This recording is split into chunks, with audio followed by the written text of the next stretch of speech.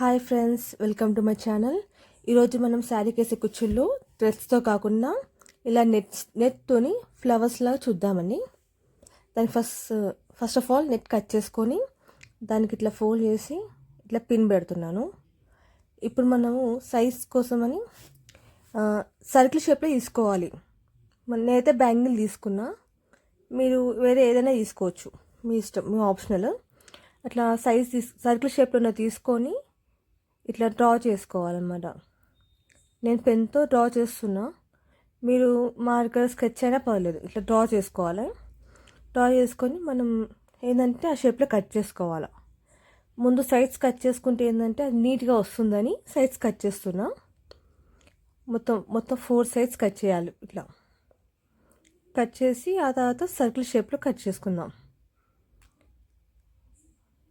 మనము మధ్యలో పిన్ ఎందుకు పెట్టామంటే అన్నీ ఒకే సైజులో వస్తాయి అన్నమాట. మనకు పిన్ పెట్టడం వల్ల లేయర్స్ అంటే అక్కడిక్కడ పోవు, నీట్గా వస్తుంది. సర్కిల్ షేప్ అన్నీ ఒకేలా ఉంటాయి అన్నమాట. మనకు పిన్ లేకపోతే అది నెట్ కదా, జారిపోతుంది. అందుకని పిన్ కంపల్సరీ పెట్టుకోవాలి.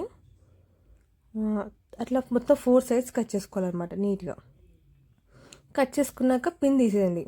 తీసేస్తే మనకు అన్ని సర్కిల్ షేప్లో ఉంటాయి అన్నమాట. ఇట్లా సర్క్యులర్ షేప్లో వస్తుంది నెట్ అనేది. ఇక్కడ మీరు చూసైతే పూసలు, అట్లాగే క్యాప్స్, సైడ్ 2 కలర్స్ అనమాట. 2 కలర్స్లో తీసుకున్నాను. మనకు శారీ ఏ కలర్ ఉంటే ఆ కలర్లో తీసుకోవచ్చు. తర్వాత 2 లేయర్స్ తీసుకున్నాను సర్కిల్స్.